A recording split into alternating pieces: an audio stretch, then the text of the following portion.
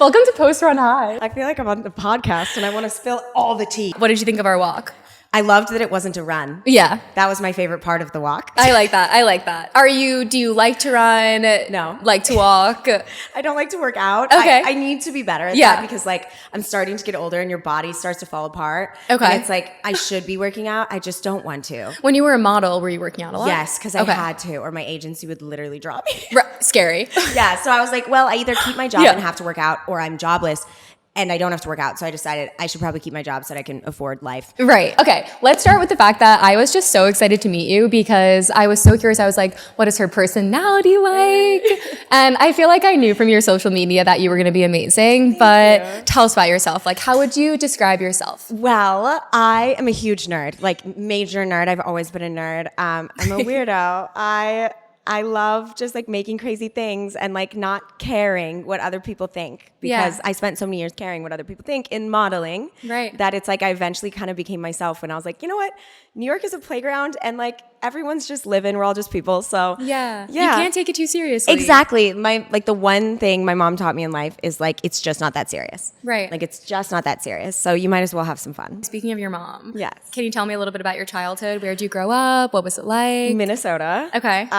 My parents are divorced now, but wonderful, amazing human beings. My dad is remarried to an art teacher. So she's very like free love. And then my mom is like opposite ends of the spectrum. My mom is like Mother Teresa. Like I've seen my mom do no wrong. I've never seen her swear. I've never she is the perfect specimen. And so I have like her leading me like morally and like my stepmom leading me like follow your passions and your dreams. Wait, so, I'm obsessed with this best combination. Of both worlds. Yeah, that makes so much sense. Are you close with your stepmom? Close with everyone in my family. Family is like huge for me. Yeah. So I feel like you see that through your content too. Like you go home a decent bit and make content there. And a lot of the people that you work with now in the city, they're family or friends to you, right? Yes. Like I keep my circle small just because like smart. I love people, but I love investing my time in people in the right way. So it's like if I don't have the time, I feel bad investing. And so I have like the same 3 best friends. I've had my best friend since kindergarten. I love that. It's still my best friend today. Yeah. So I love my people. No, that makes so much sense. I'm honestly the same way. Like my best friends are just people that I've been friends with forever. It's the best. Or it's a new friend that I go super deep with. Yes. Yeah. Are you a one-on-one person or a group person? I like both. Okay. I think both are like,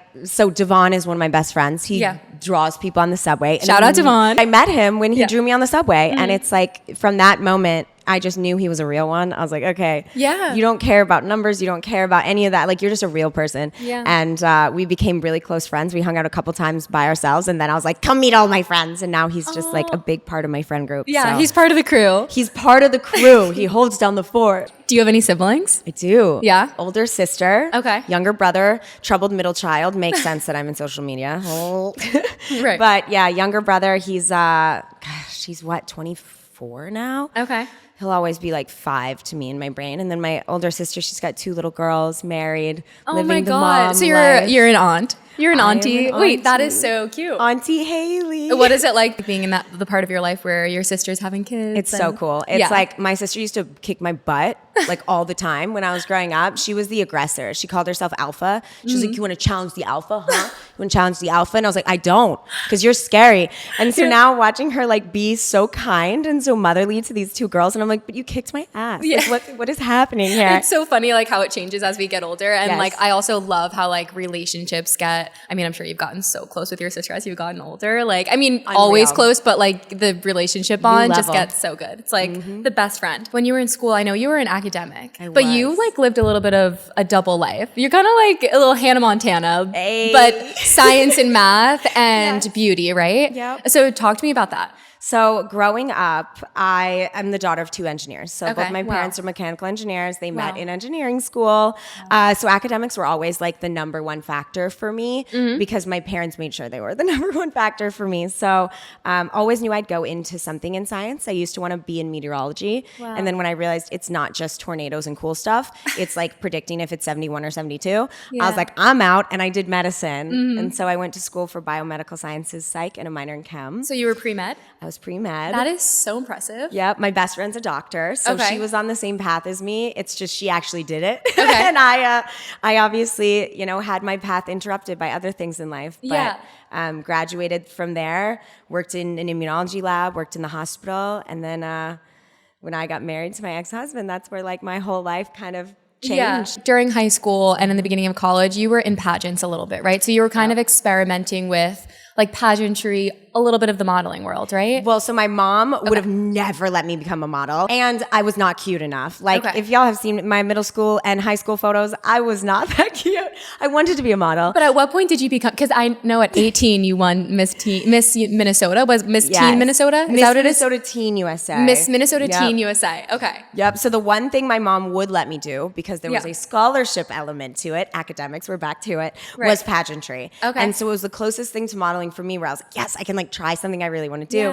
But I also could win scholarship money so that I could help pay for school. So my mom was like, okay, as long as you enter it with like your own money and you pay the entrance fee, like I'll let you do it. Right. And so I did it 1 year.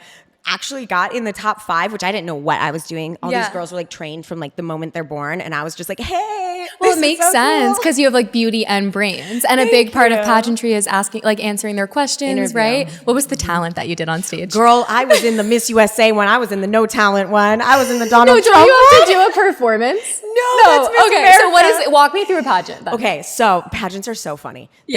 I was just like, this is like modeling. It's not like modeling. And at what point did you come out of your awkward stage? Because everybody has an awkward stage, okay? My mom called it my geeky gawky stage. Was it like 17? And then 18, it was like beautiful pageant 17-ish. Okay. 18 was like that transition year of like still 1 foot in the geeky gawky, 1 foot in the like trying to be cool. Okay. So cute. Aww. It's like you go in, you do preliminaries, you like walk in a gown. So you basically get to like dress up as a Barbie. Yeah. That's what I loved. Then you interview, and then you go to finals. You walk in like a gown. They used to have swimsuit. I think they've changed everything around now. Yeah. Now I think it's athletic wear, obviously, because feminism. Let's freaking go. Yeah. Like thank God. But yeah, it's cool. And then I got to pay for my entire college with amazing. Pageantry. I mean, that's insane. And were you doing pageants? Like, did you continue them through college? No. So I just did Miss Minnesota Teen USA, went to Miss Teen USA, lost so terribly because I didn't know what I was doing, but won scholarship money. Then wanted to go back and do Miss USA because you win a lot bigger of a chunk of scholarship money. So at 21, my sophomore year of college, I did Miss USA. It became Miss Minnesota USA. That is so cool. Stole the crowd. It's so crazy. And what was that like? Like, what was it like winning? Wild. Wild. It was like I never thought I would win. So when I did, I treated it like a job. It was cool. It's like you get to volunteer a lot. The volunteer element's really cool. Right. And you also get to meet a lot of women. I think that's where it's funny. When I was younger, you're like scared of beautiful women almost. Like when I was younger, I was like, oh, they're cool and I'm not. And my gosh. And I think pageants made me realize that like I love women so much and I love having women as friends. And I would have never, I think, done that had I not been in pageants. I remember going there thinking like these women are all competing for one thing, right? And like they're all so pretty and they're all gonna beat me. And like they're all, and so then you meet them and they're like thinking the exact same thing about you. And you're like, oh wow, we are all just like our own worst enemies. Right. And it truly, like, if I didn't do pageantry and then, which then led me to modeling and all of like the constructive criticism, all of that's involved there, I don't think I could have ever done social media. Like it prepared me so well. Right. It gave you a taste of what it's like to have a lot of eyeballs on you. Yes. In like a very critical way sometimes. Was your first modeling gig Sports Illustrated? It was. That's nuts. My first photo shoot ever, besides like I would do them with my friends, that weren't photographers yet, but were wanting to be photographers. Or like obviously for the pageant, we had like our official photo shoot and we had like, but it was still very pageanty, like a lot of makeup, big hair, the whole like hair to the Did heavens. you wear like the teeth things? Oh God, no. Yeah. No. Isn't that a big thing? Wait, what show did I used to? There used to be a show on TV that Toddlers was and Tiaras. Oh my God, yes. Yeah, I was obsessed with that. So cute. I was like, I wanted to do that when I was a little kid. Like I was the kid that actually wanted to do that. My mom was like, there's no way. No, I get that. My mom wouldn't probably. We were like sports. Like my mom was like, my mom too. Right? Just like go outside, play with your friends, kind of like childhood. My mom was like, do your homework. Right. So how did you apply? So it's funny. After I did pageants in college, then I graduated from college. Yeah. I then met my... She do be a college graduate. I do be a college graduate. With that pre-med degree. That 4.0. Are you kidding me? Yeah, that was my one goal from graduating. I love this. I have to graduate with 4.0. video to prove to my parents that I can do it and to prove to my future kids one day. That's crazy. They're going to be like, nobody gets a 4.0 in college. And I'm going to be like, I did. Yeah. I graduated college and then was planning on medical school, but I met my ex-husband, got married. So cool. And then we decided that I would take a gap year because he was playing football. And so he was traveling around a lot. And he was he a professional football player? Professional football player. Wow. I didn't even know that at the time of meeting him. Wow, so cool. Yeah. My dad pulled up his Wikipedia page when he came to pick me up for my a date, for the first date. And my dad's like, do you know who this is? And I'm like, God. No. Yeah. And he's like, don't fuck this up. And I'm like, Dad. How did you guys meet? We met when I was on a date with one of his friends, just like an IT nerdy guy, one of my fellow nerds. And the date was going awful, and I didn't want to ditch this man. And then he was like, my best friend lives down the street. I'm like, invite him. Said I have somebody else to talk to. And how long were you guys married for? 7 years. Oh my gosh, that's a while. Yeah, he's still one of my closest friends. Love him to death. One of the best men. He's married now, has a baby. Okay. So happy for him. Like, and truly. you guys got married. How old were you? 22? I was 20. I just turned 22. Wow. And how long? Like, what was the trajectory of your relationship? Like, you guys knew? Did you get married right away? Right away. Wow. We got engaged after 3 months. Oh my gosh. So you were just like, this is my person. I'm such a personality person, like, and he just felt like home. I think we both felt like home because we were both very similar. We're like very chill, very like goofy, weird. Like we just like understood each other. And so it was easy. Right. And when we got married, he asked, hey, like, I don't know what the process of applying to med school is. Like I was applying to out of state schools and I didn't know where it would take me, but he was playing for the Minnesota Vikings. So he was like, can we take a gap year? Like, is that okay? Even though he very much wanted me to follow my dreams, huge supporter of that. Yeah. And so I agreed. I was like, absolutely. And during that gap year is when I submitted to Sports Illustrated Swimsuit, held an open casting call on Instagram. It all comes back to Meta. I swear to God. Thank you, guys. Yeah, we love Meta. And that was the first of its kind, right? First of its kind. Wow. They had never done one. Sports Illustrated was always something I looked up to, obviously. Just like legendary women that like own their bodies and love who they are. And so I submitted a video of me like in pajamas sitting on a bed, just like, this is why I want to be a part of Sports Illustrated. And I had like 50 Instagram followers.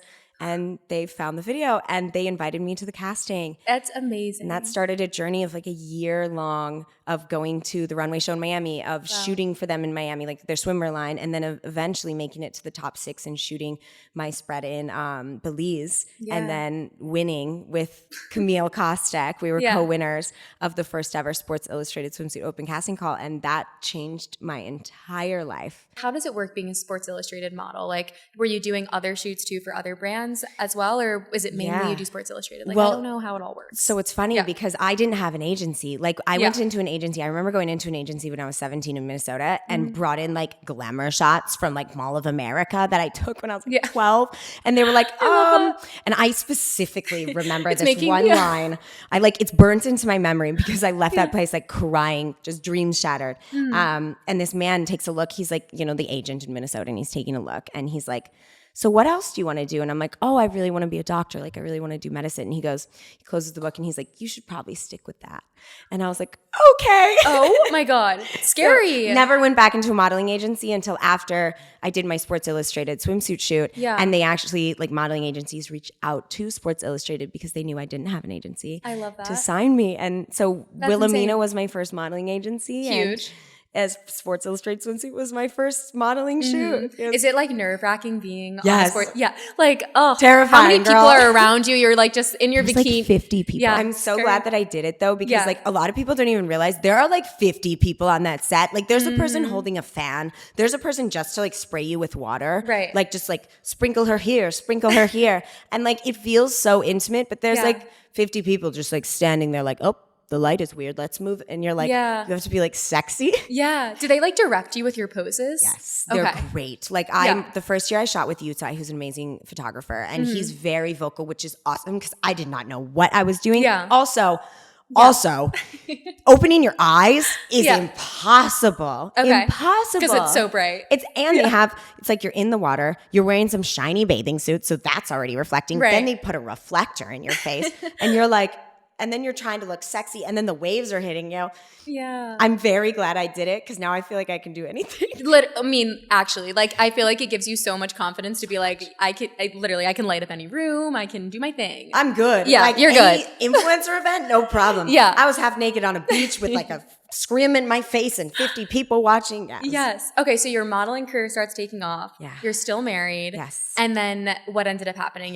Your careers are kind of going in different directions almost. So normal. he was playing for the Minnesota Vikings, and then he got to a gap year where he was a free agent. Minnesota Vikings wanted him, but Carolina Panthers wanted him. Okay. His brother was also a football player, played on the Carolina Panthers. Wow. And who am I? It's giving the Kelsey brothers. It is giving Kelsey brothers. They played offensive line, one position away from each other. Okay, cool. He was a center, and my ex-husband was a left tackle. Okay. So who was I to ever? I never wanted to move out of Minnesota, but I'm really glad that Matt was the catalyst for it, because I never would have left it if it wasn't for him. Right. We moved to Charlotte, and so I did the back and forth thing. But then my ex-husband really wanted kids. That was a really important thing to him. Yeah. And he's a little older, only a few years older than me, but wanted kids young. Yeah. And so there was always that kind of pull of like, I always wanted to be a doctor, but then I had this new career and I wanted to explore it and not yet have kids, because I wanted to give, like, when I have kids, I want to make sure that I'm there for them the way that my mom was for like us growing up. Yeah. So I wasn't ready yet, but he was. Right. And so eventually we got to the point where it was like, we have so much love and respect for each other that we know we weren't the right fit for like what we wanted. But man, if he needed me tomorrow to drive out to help him, his wife, with anything, I'm there. Like, best man in the world. So we shared a lawyer when we got divorced, separated, like complete, like the easiest divorce in the world. I mean, it makes sense. Like, you're so young, and I feel like people just change so much in their 20s. So like, much. I don't know. Like, I am not the same person I was at 20, you Girl, know, same. not the same person at 21, 22. As soon as you hit 25, like, And things then when just you change. hit 30, and it's all gets better from there. completely different. It's like you get a whole new brain. Right. So it's really cool though to see him live the life he always wanted. And I think it's cool on the flip side for him to see me kind of live the life I wanted. And we both like nod with respect to each other, like, I see you. Yeah, you're both popping off. I love it. Yeah. And okay, so what are your thoughts on marriage now, having been married at such a young age? I'm really grateful for the experience, and I'm so open to being married Again. one day again. Obviously, I mean, I see my ex-husband, and he's so happily married, and him and his wife are beautiful, and they have a baby coming, and like, I want that one day. Right now, I want my career. I'm married to my career, but one day. It's all about divine timing. When it's time for you, you'll be ready to do it. When I meet the person, it, you know, we'll see. That. We'll see. But I'm very open to it. Yeah, totally. It's good advice for women out there, because I feel like in your 20s, everybody, at least like I'm at the age now where it feels like a lot of my friends feel the pressure to get married and find your person and settle down. You know who I love online? Bethany Frankel. Yes. Because she keeps it so real about divorce and like finding your person. Yes. So, and like, it's funny because there's just, when you get married, they're going to pressure you to have kids. And then when you have your first kid, guess what the next question is? When you having your second? And it's almost like you feel like your life is rushed along by different people.